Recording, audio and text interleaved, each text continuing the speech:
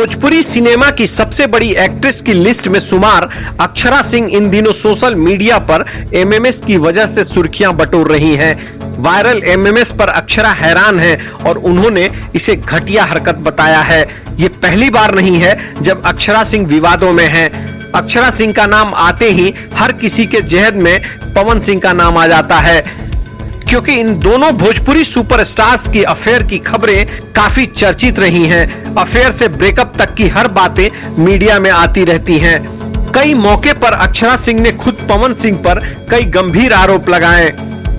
उन्होंने यहां तक कह दिया कि पवन सिंह की वजह से अब फिल्में नहीं मिलती हैं। अक्षरा का एक विवाद बाहुबली नेता मुन्ना शुक्ला से जुड़ा है। साल 2021 में कोरोना के दौरान नाइट कर्फ्यू लगा था। इसी दौरान मुन्ना शुक्ला ने एक कार्यक्रम आयोजित किया था जिसमें अक्षरा सिंह को परफॉर्म करने के लिए बुलाया गया था।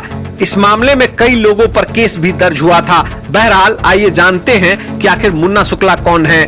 मुन्ना शुक्ला बिहार के मुजफ्फरपुर जिले के लालगंज विधानसभा क्षेत्र के रहने वाले हैं।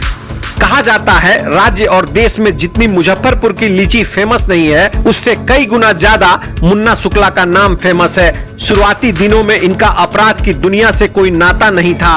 भाइयों में छोटे होने के कारण मुन्ना के माथे पर कोई जिम्मेदारी नहीं थी।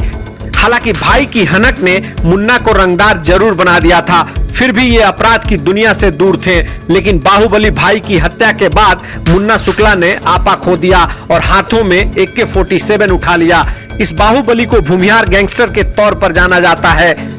जानकार बताते हैं कि मुजफ्फरपुर में दो गुट थे। एक कौशलेंद्र शुक्ला उर्फ छोटन शुक्ला का गुट, जिसे बाहुबली राजपूत नेता आनंद मोहन सिंह की सरपरस्ती हासिल थी। वहीं दूसरा ओंकार सिंह का गुट, जिसे पिछड़ी जाति के बाहुबली नेता ब्रिज बिहारी प्रसाद का समर्थन मिला था। इन दोनों गुटों में आए दिन जाति के वर्चस्व को लेकर गैंगवार होते थे।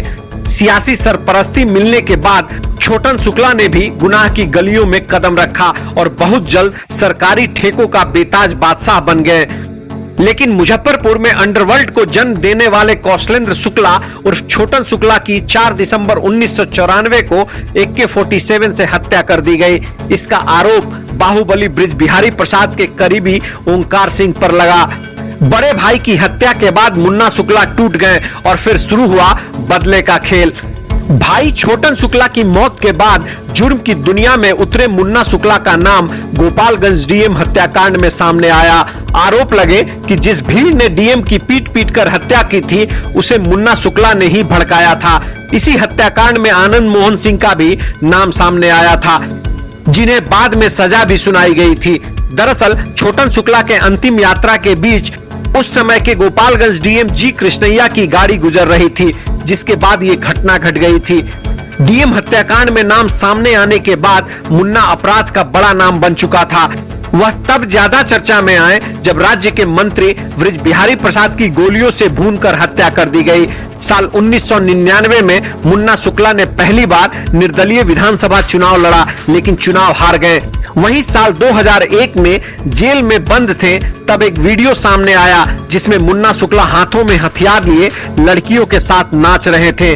बहरहाल वह अब सियासी तौर पर कमजोर जरूर हुए हैं, लेकिन इलाके में कद अब भी कम नहीं है।